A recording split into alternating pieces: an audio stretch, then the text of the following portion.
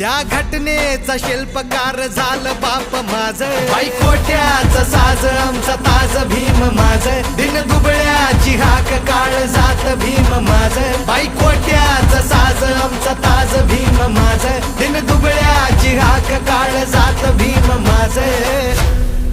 हरली होती माता भगिनी, शुल्लक नव्हते तिला अधिकार, पदरी तिच्या चूल मूल आणि फक्त तिचा संसार,